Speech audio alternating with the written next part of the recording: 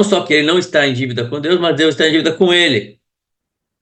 Então ele não encontra nem seus defeitos e nem percebe que precisa ser corrigido. E por fim, esse último vai junto com aquele com o orgulhoso. O orgulho, de modo geral, estraga a alma e desperdiça seus talentos na vida. Então aqui vai detalhar um pouco sobre isso.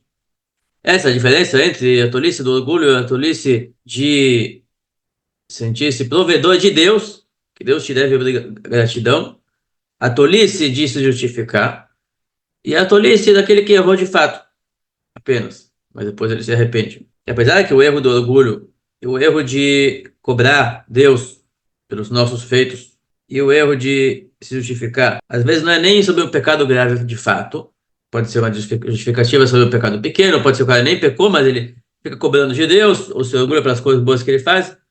Quer dizer, os estragos das coisas, os estragos delicados esses de coisas que são boas na essência, mas a intenção, o modo de ver as coisas é errático, tem um defeito muito grande, mais do que o pecado grave às vezes. E um pecado em si, o ato pecaminoso, vem por um momento de fraqueza, uma tolice, uma falta de consciência, uma falta de contenção. A pessoa acaba pecando criando uma tentação de fato, mas ele sabe que ele faz algo errado, ele se importa, ele sabe que fez algo proibido, isso atrapalha ele.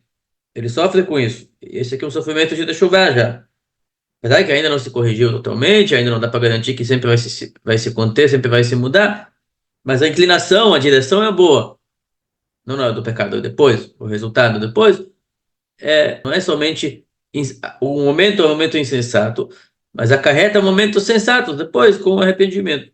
Quer seja arrependimento que veio do próprio coração dele na mesma hora, quer seja um arrependimento que Deus plantou ali, que tem dias apropriados para isso, no fim do ano, mês de Elul, mês do Teshuvah, pode surgir que Deus está te chamando. Então você começa a se arrepender de repente sobre coisas do passado. Por contrapartida, os erros que te fazem, erro de quem não pecou, o erro ideológico de quem não pecou, e achar que ele fez mais que seu dever e Deus deve lhe retribuir, ou achar que ele é especial naquilo que ele faz de bom, e não fazer isso como dívida.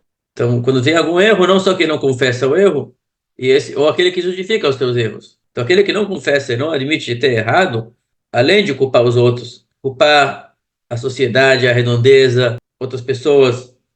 Então, não só que não se arrepende, ele ainda peca mais ainda, culpando os outros.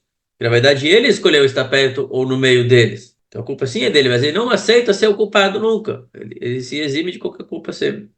Sempre.